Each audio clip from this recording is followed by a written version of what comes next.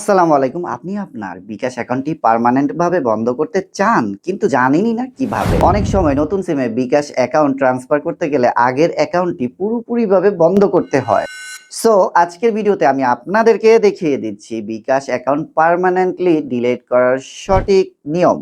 ওকে, প্রথমে আমরা বিকাশ অ্যাপটি ওপেন করে নিব। দেন বিকাশ অ্যাপসটি ওপেন হয়ে গেলে উপরে যে প্রোফাইল আইকন, আমরা প্রোফাইল আইকনে একটা প্রেস করে দিব। দেন নিচের দিকে লক্ষ্য করুন, অন্যান্য একটা অপশন আছে, এখানে একটা প্রেস করে দিবেন। প্রেস করার সাথে সাথে বিকাশ অ্যাকাউন্ট বন্ধ এরকম একটা অপশন দেখতে পাচ্ছেন। দেন আমরা এখানে ক্লিক করে দেব।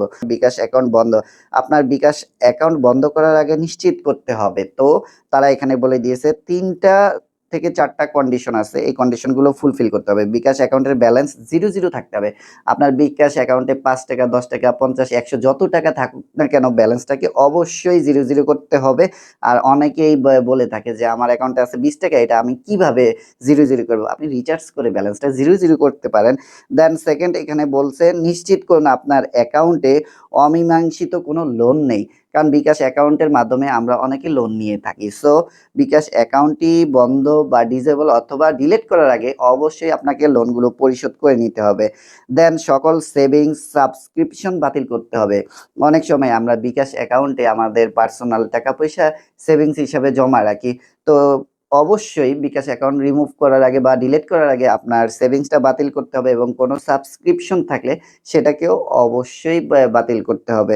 দেন আপনি বিকাশ অ্যাকাউন্টের ড্যা দেন আপনি বিকাশ অ্যাকাউন্টে ডিলিট করার জন্য এপ্লাই করতে পারবেন। সো এখানে আরেকটা কথা, বিকাশ অ্যাকাউন্ট ডিলিট করার জন্য বিকাশ অ্যাপসে কোনো অপশন নেই। সো তাহলে আপনাদেরকে কি করতে হবে আমি বলে দিচ্ছি। বিকাশ অ্যাকাউন্ট ডিলিট করার জন্য অবশ্যই আপনাকে বিকাশের কাস্টমার কেয়ারে নিজে যেতে হবে। যার নামে অ্যাকাউন্টটা আছে অবশ্যই তাকে কাস্টমার কেয়ারে যেতে হবে এবং সাথে আপনার ভোটার আইডি কার্ড ছবিযুক্ত এনআইডি কার্ড নিয়ে যেতে হবে। যদি আপনি জন্ম নিবন্ধন দিয়ে খুলে থাকেন অ্যাকাউন্টটি, অবশ্যই জন্ম নিবন্ধন নিয়ে যেতে হবে এবং সাথে তখন ১ কপি ছবি নিতে হবে।